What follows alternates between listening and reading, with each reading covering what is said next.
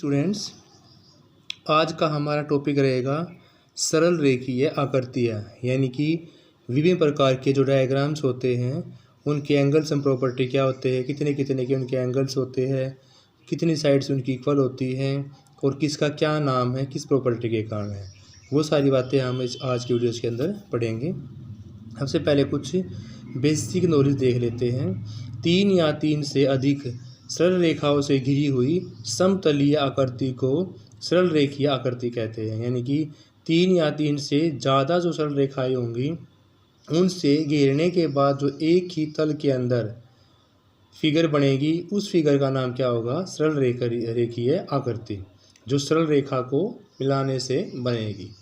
दूसरा, बहुभुज 3 या 3 से अधिक भुजाओं से घिरी हुई बंद आकृति को बहुभुज, बहु मैंने ज़्यादा, भुज मैंने भुजा, 3 या 3 से अधिक भुजाओं से घिरी हुई बंद, यानी कि वो क्लोज्ड होनी चाहिए, ओपन नहीं होनी चाहिए। और 3 से 3 ज़्यादा भी भुजा हो सकती है, कम भी हो सकती है। 3 या 3 से ज़्यादा भुजा हो, बंद आकृति हो, क्या कहलाएगी? बहुभुज। यदि भुजाओं की संख्या 3 हो तो क्या कहलाएगी? वो त्रिभुज कहलाएगी। 4 होगी तो क्या कहलाएगी? चतुर्भुज कहलाएगी। यदि भुजाओं की संख्या 5 होगी तो पंचभुज और 6 होगी तो षटभुज कहलाएगी। यानी बहुभुज वो होती है इसमें 3 या 3 से ज़्यादा भुजाएं होंगी और आकृति हमारी बंद होगी, उसको हम बहुभुज बोलेंगे। अगर भुजाएं 3 होगी उसका नाम हो जाएगा त्रिभुज, 4 होंगी चतुर्भुज, 5 होगी तो पंचभुज और 6 होंगी तो षटभुज आकृति कहलाएगी। फिर आपका उत्तल बहुभुज क्या होता है? यानी कि कॉन्वेक्स जो क्वाड्रेटर होता है वो क्या होता है? वह बहुभुज जिसके प्रत्येक अंतःकोण का माप 2 समकोण से छोटा होता है। यानी किसी भी 2 अंदर के कोणों को अगर हम ऐड करके देखते हैं तो उनका जो योग आएगा, उनका जो जोड़ आएगा, उनका जो सम आएगा वो हमेशा 180 से छोटा होगा। यानी कि 2 समकोण का मतलब है 90 90 180, तो उनका सम 180 से हमेशा क्या होना चाहिए? छोटा होना चाहिए। किसके अंदर होना चाहिए? उत्तल बहुभुज के अंदर। उत्तल बहुभुज के अंदर जो आपकी बहुभुज होगी उसके किसी भी 2 अंतःकोणों का योग 2 समकोण के योग से छोटा होना चाहिए। उस फिगर का नाम क्या होगा? हमारा कॉन्वेक्स क्वाड्रेटर या उत्तल बहुभुज। फिर आपका अवतल बहुभुज, जिस बहुभुज में कम से कम एक अंतःकोण 2 समकोण से अधिक हो। यानी कि जो अवतल बहुभुज होगा उसमें कम से कम एक अंतःकोण ऐसा होगा जो 2 समकोण के योग से ज़्यादा होगा, यानी कि 180 से ज़्यादा होगा। क्या कहलाएगी? वो हमारी अवतल बहुभुज कहलाएगी, यानी कि कॉनकेव क्वाड्रेटर कहलाएगी। ये सारा सिलेबस हमारा 8th क्लास मैथ के अंदर भी है, सारी फिगर, सारी डेफिनेशंस, तो स्टूडेंट्स 8th क्लास के लिए भी बहुत इंपॉर्टेंट है।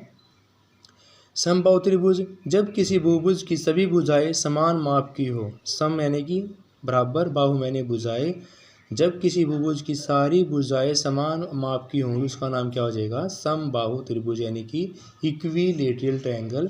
जिस ट्रायंगल की सारी साइड्स इक्वल हो और सारे के सारे एंगल हमारे 60-60 डिग्री के हो तो वो हमारी आकृति क्या कहलाएगी? समबाहु, यानी कि इक्विलेटरल ट्रायंगल। समान कोणिक बहुभुज, यदि किसी बहुभुज के सभी अंतःकोणों के माप कैसे होंगे? समान होंगे। यदि किसी बहुभुज के सभी अंतःकोणों के मान समान हो तो उसे समान कोणिक बहुभुज कहते हैं। क्या कहते हैं स्टूडेंट से? समान कोणिक बहुभुज, जिस बहुभुज के सारे अंतःकोण का माप क्या होगा? समान होगा। फिर असम बहुभुज, ऐसा बहुभुज जिसकी सभी भुजाएं सभी कोण, यानी कि सारे एंगल, सारी साइड्स क्या होंगी? इक्वल होंगी, उसी को बोलेंगे हम सम बहुभुज। स्टूडेंट्स, सम बहुभुज एक ऐसी आकृति होती है जिसकी सारी भुजाएं, सारे कोण क्या होते हैं? बराबर होते हैं। सारी भुजाएं, सारे कोण बराबर होने से आकृति का नाम क्या बनेगा? सम बहुभुज कहलाएंगी। बहुभुज के बहिष्कोण कौन से होते हैं? बहुभुज की भुजाओं को एक ही क्रम में बढ़ाने पर बहुभुज के बाहर की ओर बने कोण को, यानी कि जब किसी 2 साइड्स को एक ही तरफ इंक्रीज करते तो उनके जो बाहर की ओर जो बना कोण होगा वो अंतःकोणों के संपूरक कोण कहलाएंगे। तो उसको क्या बोलेंगे? बहुभुज का बाहरी कोण, यानी कि एक्सटर्नल एंगल बोलेंगे उसको। दोबारा फिर देखते हैं इसको। बहुभुज के अगर बहिष्कोण निकालना होगा तो बहुभुज की भुजाओं को एक ही क्रम में बढ़ाने पर, एक ही दिशा में बढ़ाने पर बहुभुज के बाहर की ओर जो बनी कोण होंगे वो अंतःकोणों के संपूरक होंगे। यानी कि संपूरक कोण कौन से होते हैं? संपूरक कोण हमारे होते हैं सप्लीमेंट्री एंगल्स होते हैं। और तो बहुभुज का नाम क्या बनेगा फिर आपका बहिष्कोण बनेगा स्टूडेंट्स। नेक्स्ट देखते हैं स्टूडेंट्स, अगर आपको बहुभुज के विकर्णों की यानी कि डायगोनल्स की संख्या निकालनी हो, बहुभुज के डायगोनल्स की संख्या निकालनी हो तो उस केस में आपका फॉर्मूला बनता है n इंटू एन माइनस 3/2। यहाँ पर n आपकी नंबर ऑफ साइड्स होंगी, नंबर ऑफ साइड्स यानी कि भुजाओं की संख्या होगी जब आपको किसी भी बहुभुज में विकर्णों की संख्या निकालनी हो। फॉर्मूला क्या बनेगा स्टूडेंट्स आपका n into n minus 3/2, n into n minus 3/2 बनेगा। n यहाँ पर भुजाओं की संख्या होगी। जैसे षटभुज के विकर्ण कितने होते हैं, षटभुज में विकर्णों की संख्या निकालनी है तो कैसे निकालेंगे। विकर्णों की संख्या का मैंने आपको बताया था n into n minus 3/2। n यहाँ पर भुजाओं की संख्या होगी यानी कि नंबर ऑफ साइड्स होंगी। तो विकर्णों की संख्या निकालने के लिए षटभुज बोला हुआ, षटभुज में भुजाओं की संख्या 6 होगी। n की जगह आपने 6 पुट करना है। विकर्णों की संख्या का फॉर्मूला क्या है आपका n इंटू एन माइनस 3/2 जब भी आपको नंबर ऑफ डायगोनल्स निकालने हो, n इंटू एन माइनस 3/2। तो 6 इंटू 6 माइनस 3/2 हो जाएगा। 6 में 3 माइनस करोगे 3 और 2 3 जा और 3 3 जा 9। तो विकर्णों की संख्या क्या निकल जाएगी आपके पास 9। किस में निकल जाएगी जब आपकी भुजाओं की संख्या 6 होगी, यानी क्या करती है आपकी षटभुज होगी। नेक्स्ट स्टूडेंट्स आपके पास समबाहुभुज के प्रत्येक अंतःकोण का माप कितना होगा। समबाहुभुज जिसकी सारी भुजाएं समान समान हो, उस केस में अंतःकोण निकालना है तो 2n माइनस 4/n इंटू में 90। समबाहुभुज के प्रत्येक अंतःकोण का माप निकालने का फॉर्मूला क्या बनेगा आपका 2n माइनस 4/n इंटू 90। और विकर्ण निकालने का n इंटू एन माइनस 3/2 और प्रत्येक अंतःकोण निकालने का 2n माइनस 4/n इंटू में 90। जैसे आप क्वेश्चन करते हैं सम पंचभुज का प्रत्येक अंतःकोण ज्ञात करना। सम पंचभुज, पंच माने की 5 भुजाएं वाली, n हमारा कितना हो गया यहाँ पर 5 हो गया। अंतःकोण निकालना है, अंतःकोण का फॉर्मूला है 2n माइनस 4/n इंटू में 90। n की जगह क्या पुट करना अपने यहाँ पर 5 और 5 2 जा 10, 10 में से 4 गया 6 और 5 पे कैंसिल करोगे तो आ जाएगा 18, 18 6 जा 108। तो सम पंचभुज के प्रत्येक अंतःकोण की जो वैल्यू निकलेगी वो 108 डिग्री की निकलेगी। कितने की स्टूडेंट्स 108 डिग्री की। समबाहुभुज के सभी अंतःकोणों का योग निकालना हो, अगर अंतःकोणों का योग निकालना हो, कोई फिगर आपके पास दे रखी है उसकी एंगल सम प्रॉपर्टी निकालनी हो, अंदर के एंगल्स का सम निकालना हो तो उसका फॉर्मूला 2n माइनस 4 इंटू में 90। अंतःकोणों का योगफल 2n माइनस 4 इंटू में 90। 2n माइनस 4 इंटू में क्या होगा स्टूडेंट्स 90 होगा।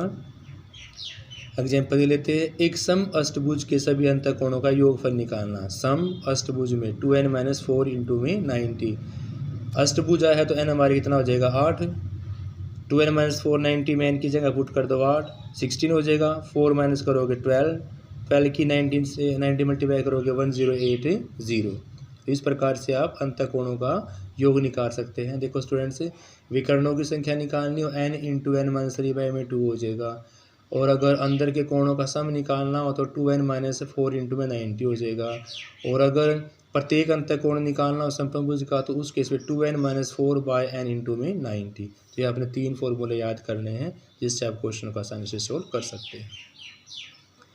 नेक्स्ट आपका ही तो आपका अंतःकोणों को निकालने का था। अगर आपको बाहरी कोण निकालने हो, समबाहुभुज के बाहर वाले कोण निकालने हो तो उसका फॉर्मूला क्या बनेगा स्टूडेंट्स 4/n इंटू में 90। समबाहुभुज के प्रत्येक बाहरी कोण का तो 4/n इंटू क्या बनेगा स्टूडेंट्स 90 बनेगा।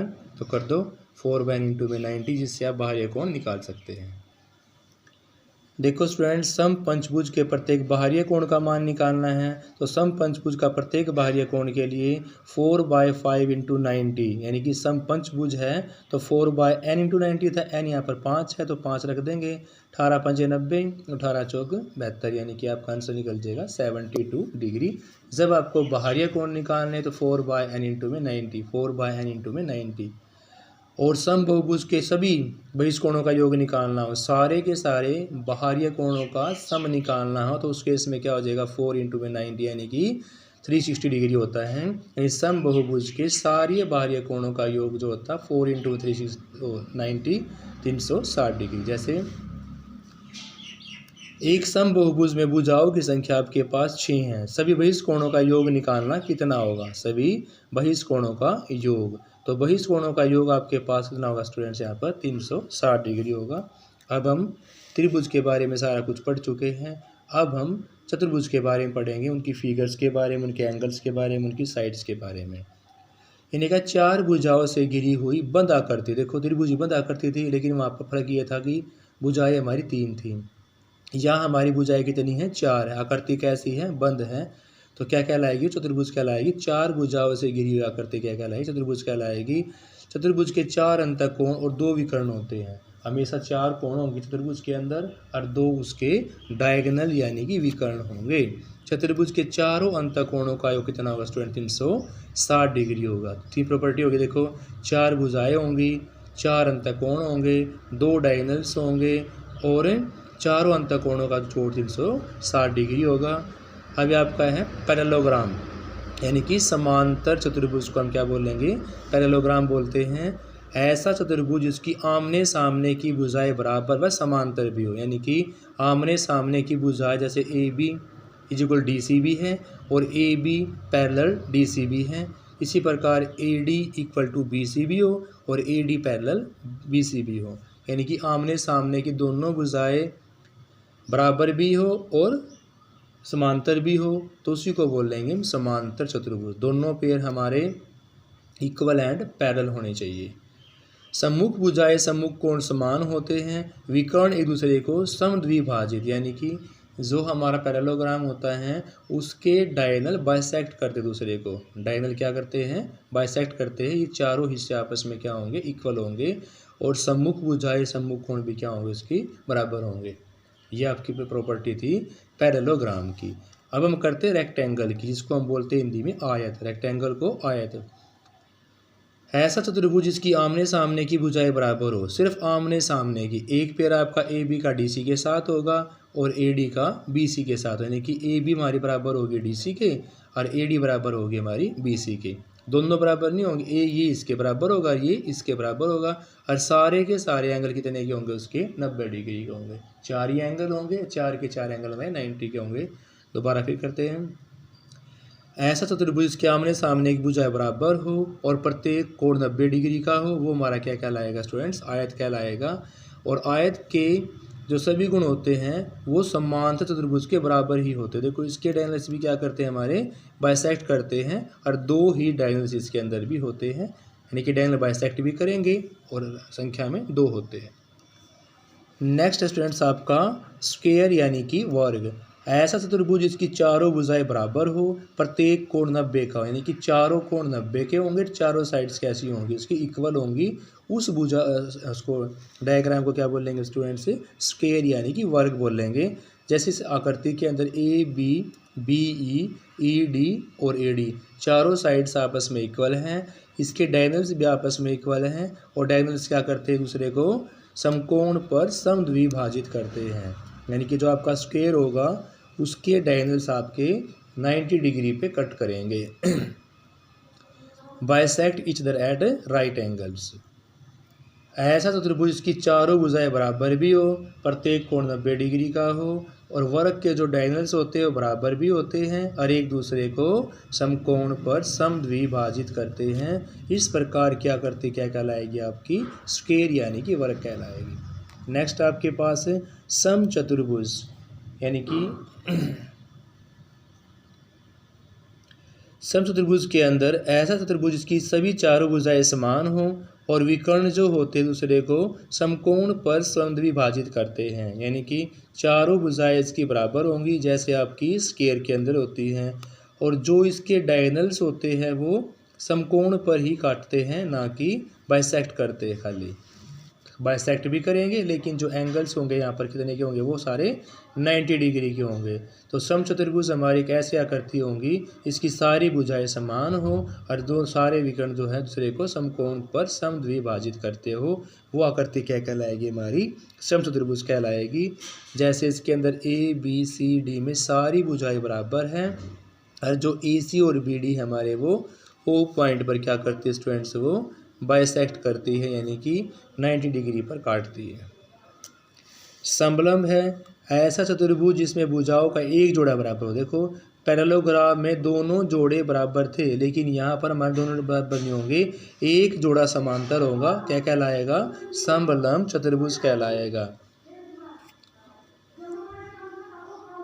ट्रेपीजियम कहलाएगा। क्या कहलाएगा हमारा, ट्रेपीजियम कहलाएगा। अब निष्कर्ष निकालते हैं, एक ही आधार और एक ही समांतर रेखाओं के मध्य समान चतुर्भुज के क्षेत्रफल हमेशा कैसे होंगे, बराबर होंगे, यानी कि एक ही आधार हो, समांतर रेखाओं के मध्य हमारी समांतर चतुर्भुज होनी चाहिए, तो उनका क्षेत्रफल हमेशा कैसा होगा, बराबर होगा, एरिया हमारा इक्वल होगा। त्रिभुज की माध्यिका उसको समान क्षेत्रफल वाले दो त्रिभुजों में विभाजित करेगी।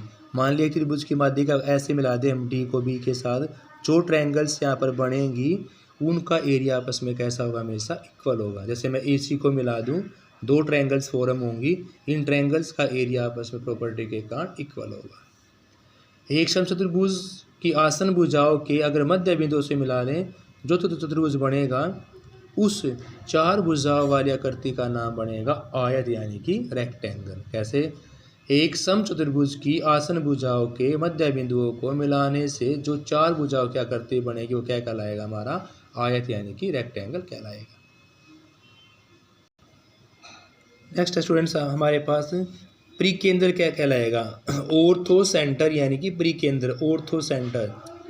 त्रिभुज की भुजाओं के लंब समद्विभाजक जिस बिंदु पर मिलेंगे, यानी कि अगर हम उनकी भुजाओं का अदा करते हैं और भुजाओं का अदा करने से वो जिस भी पॉइंट पर मिलेंगे वही पॉइंट आपका क्या कहलाएगा, परिकेंद्र कहलाएगा।